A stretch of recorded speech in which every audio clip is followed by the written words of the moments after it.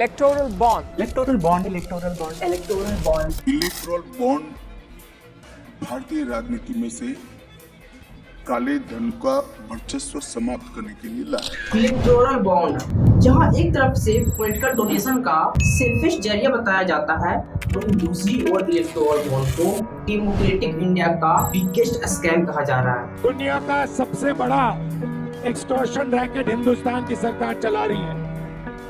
हजारों करोड़ रुपए नरेंद्र मोदी की पार्टी को बॉन्ड्स में दिए गए। एक ऐसा कंपनी जिसका प्रॉफिट मात्र 215 करोड़ और डोनेशन 1300 करोड़ से भी ज्यादा की। 21 ऐसी कंपनियां मिली जिन्होंने इलेक्टोरल बॉन्ड तब खरीदी जब वे ईडी, सीबीआई जैसी सेंट्रल एजेंसी के चपेट में थी।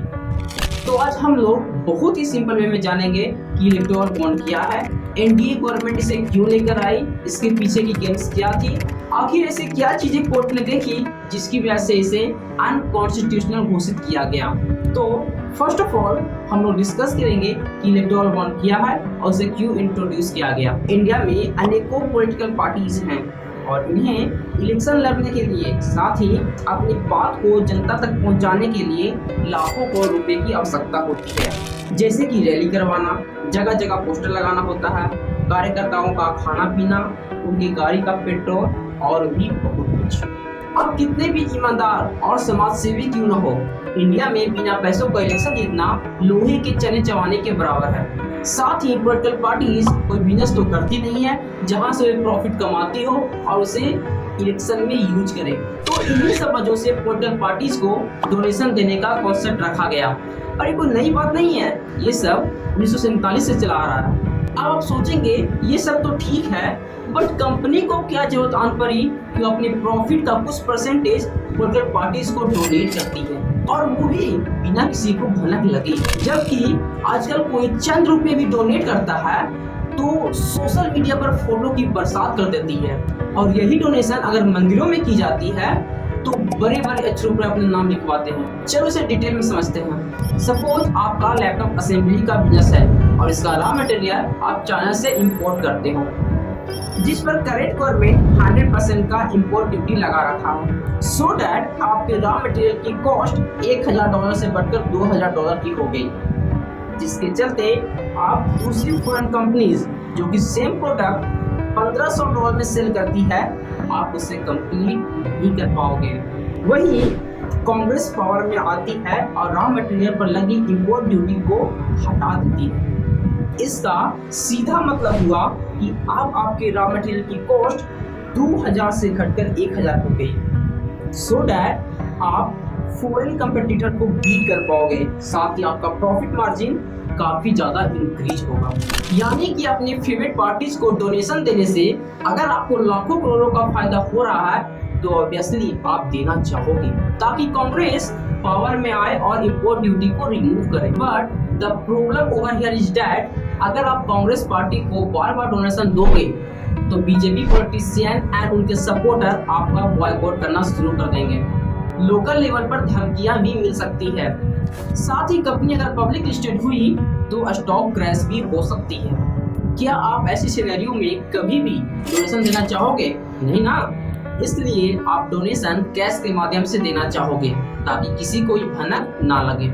इसी तरह सैकड़ों कंपनीज अपने फेवरेट पॉलिटिकल पार्टीज को हजारों करोड़ रुपए कैश के थ्रू डोनेट करती है, जिसे ट्रैक करना लगभग इम्पॉसिबल है। इसकी वजह से ब्लैक मनी का सर्कुलेशन होता है और इसका बुरा प्रभाव इंडियन इकोनॉमी पे भी होता है। पॉलिटिकल पार्टीज को कैश के थ्रू डोनेशन देने से पहला तो ब्लैक मनी का सर्कुलेशन होता है और दूसरा डोनेशन का कोई भी अस्तित्व नहीं होता था। जहां एक तरफ लोग दिन भर बैठ के शेयर मार्केट के पोर्टफोलियो बना रहे हैं, वहीं दूसरी तरफ पब्लिक लिस्टेड कंपनी जिसमें पब्लिक का भी पैसा लगा होता है भी हजारों करोड़ रुपए ऐसे ही पॉलिटिकल पार्टीज को दे रही थी। यहाँ तक कि इन्वेस्टर तक को नहीं पता कि जिस कंपनी में पैसा इन्वेस्ट किया है वो किस पॉलिटिकल पार्टीज को डोनेट कर रही है। इन्हीं सब वजहों से 2017 में उस समय के finance minister late Arun Jaitley ji एक बिल लेकर आए जिसे इलेक्टोरल बॉन्ड कहा गया। जो इलेक्टोरल बॉन्ड्स की योजना थी जिसकी बजट में मैंने घोषणा की थी, उसको संसद के सामने रख दिया है इसके पीछे उद्देश्य ये है कि जो चुनाव की और राजनीतिक दलों की फंडिंग मैकेनिज्म है, जो उनको पैसे के साधन मिलते हैं, उनको ट्रांसपेरेंट और साफ किया जाए। ये इलेक्टोरल बॉन्ड एक तरह से कूपन और गिफ्ट कार्ड की तरह थी, जिसे आप डिजिटल ट्रांजैक्शन भी बोल सकते थे, जहां बिना किसी पॉलिटिकल पार्टीज का नाम रिवील किए आप उसे खरीद सकते थे। सिर्फ गोपनीयता इसलिए रखी गई थी, वो कांग्रेस पार्टी को देंगे तो हम परेशान करेंगे, ऐसा उनको डर था। हमें देंगे तो जहाँ कांग्रेस का शासन है वो परेशान करती है, इतना डर था। बॉन्ड कितना मिला ये पार्टी के बैलेंस शीट में रिफ्लेक्ट होता है, और बॉन्ड कितना दिया गया ये कंपनी के बैलेंस शीट में रिफ्लेक्ट होता है। क्या गोपनीय बचा? इलेक्टोरल बॉन्ड के ये 5 पॉइंट बहुत ही मुख्य थे। फर्स्ट, कोई भी व्यक्ति और कंपनी इलेक्टोरल बॉन्ड खरीद सकती थी, बशर्ते आपका SBI में अकाउंट होना चाहिए। इन केस अगर नहीं है तो आपको KYC करवानी पड़ेगी, जिससे आपका डिटेल SBI के पास रहे। सेकंड, 1000, 10,000, 1 लाख और 1 करोड़ के बॉन्ड लॉन्च किए गए। थर्ड, इन बॉन्ड को आप जितने क्वांटिटी में चाहो परचेस कर सकते थे, यहाँ पर कोई भी लिमिट नहीं रखी गई। फोर्थ, इन इलेक्टोरल बॉन्ड को सिर्फ वही पॉलिटिकल पार्टीज विड्रॉ करा सकती थी जिसे लास्ट के इलेक्शन में 1% से ज्यादा की वोट मिली हो। साथ ही रिप्रेजेंटेशन ऑफ पीपल एक्ट 1951 के सेक्शन 29A के अंदर में रजिस्टर्ड हो। फिफ्थ, यह बॉन्ड सिर्फ SBI के कुछ ऑथोराइज्ड ब्रांचेस से ही खरीदी जा सकती थी, जो कि केवल 29 ब्रांचों को ही यह काम सौंपी गई थी। साथ ही आप कभी भी जाकर इसे नहीं खरीद सकते थे, इसके लिए एक फिक्स डेट होती थी, यानी कि जनवरी, अप्रैल, जुलाई और अक्टूबर में 1 से 10 तारीख तक ही सिर्फ खरीदी जाएगी। साथ ही इलेक्शन के समय अगर सेंट्रल गवर्नमेंट चाहे तो 15 और 30 दिनों की विंडो ओपन कर सकती है। अगर कोई व्यक्ति 1 करोड़ का बॉन्ड कांग्रेस को डोनेट करने के लिए खरीदती है तो उस डेट से 15 दिनों के अंदर ही इस बॉन्ड को पॉलिटिकल पार्टीज के द्वारा इनकैश करवाना होगा।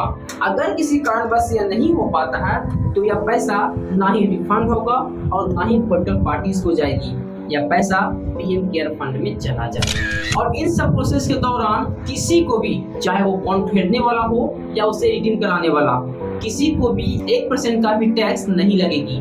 तो बॉन्ड की प्रिंटिंग, सिक्योरिटी मेंटेनेंस और सर्विस का जो भी खर्च आएगा उसका भरपाई पब्लिक के टैक्स से किया जाएगा। ये था इलेक्टोरल बॉन्ड का कंप्लीट डिटेल।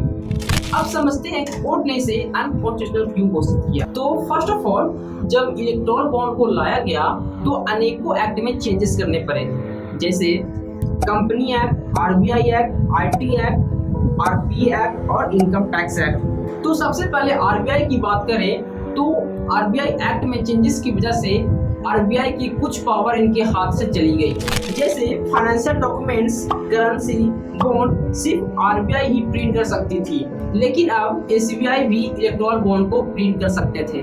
मतलब कि SBI के पास फुल डिटेल्स होगी और SBI के चेयरमैन गवर्नमेंट ऑफ इंडिया ही अपॉइंट करती है, तो इसकी भी चांसेस हाई हो जाती है कि वो किसी SBI ब्रांच से इंफॉर्मेशन लेकर रूलिंग पार्टी को ना दे दे।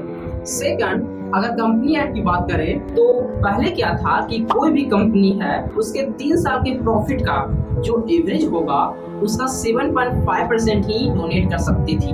अब उस लिमिट को कम्प्लीटली हटा दिया गया, जिसकी वजह से कोई भी कंपनी अनलिमिटेड डोनेशन दे सकती थी, चाहे वो लॉस मेकिंग कंपनी ही क्यों ना हो।